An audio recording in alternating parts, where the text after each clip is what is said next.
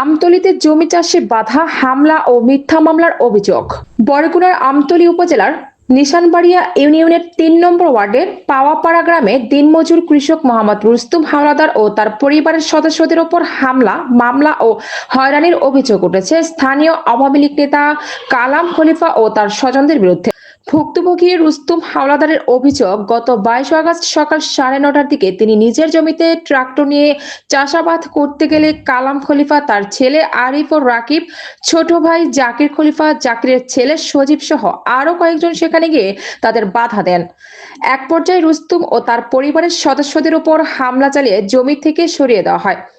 রুস্তুমের দাবি, ঘটনার পর কালাম খলিফা ও তার স্বজনরা উল্টো আহত হওয়ার নাটক সাজিয়ে হাসপাতালে ভর্তি হন এবং তালতলী থানায় অভিযোগ দিয়ে তাদের হয়রানি করেছেন।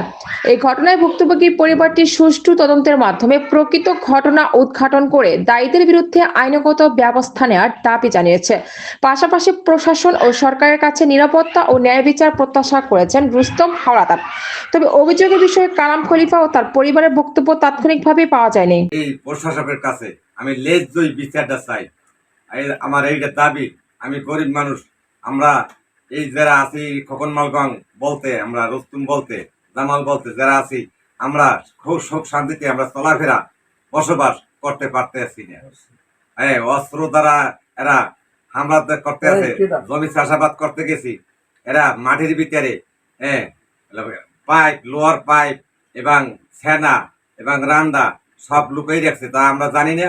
যখন চাষাবাদ করতে গেছি, যখন বাধা হইতেছে, তখন আমরা যখন মেশিন পিছনে বের দিছি, তখন এরা মাটির ভিতরে যেগুলো উঠেই আমাকে মারধর করা শুরু করছে।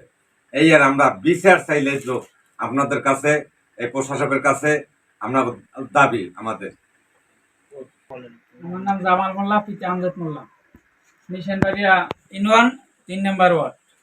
আমাদের এই জমি আমরা অনেক বছর ধরে ভোগঢাল করি, কিন্তু আমরা সুখে শান্তিতে পারতে আসি না। এই আবু কালামের আবু কালামের আরে ভাই বন্ধু আছে, তার ছেলে পান আছে, তারা খুব আওয়ামী লীগের আগে আওয়ামী লীগ করছে, তারা 15-16 বছর আওয়ামী লীগের এই প্রভাব খাড়াইয়া তারা আইন কানুন কিছুই মানে না।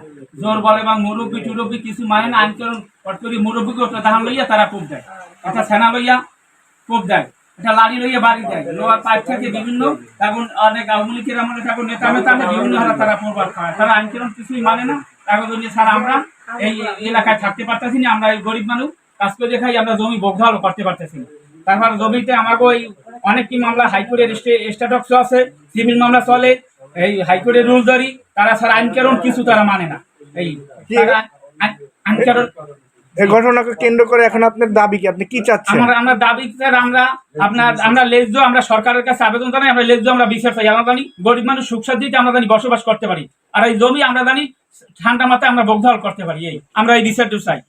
মনে করেন যে কোনো মানুষের সাথে এরা গ্যাঞ্জাম করতে আছে, এরা পাইপ সেনা এই জিয়া পাইপ টাইপ সব ওই ধান খেতে মনে করেন গুজ্জা রাহে, পেরির মধ্যে হান্দাইয়ে রাহে, মনে করেন কেউ লাগে বাজলে ফট করে উঠতে মনে করেন পিছন দিয়ে বাড়ি শুরু করে। এই এরা ভূমিদস্যু। আমরা এই ভূমিদস্যুর কাছে মনে করেন লেজ্জ বিচার চাই। আমার কাছে লেজ্জ বিচার চাই, আমরা প্রশাসনের কাছে লেজ্জ বিচার চাই। আমরা যেন সুখে শান্তিতে গ্রামে বসবাস করতে পারি। বিএমপির লাগে যোগাযোগ করিয়া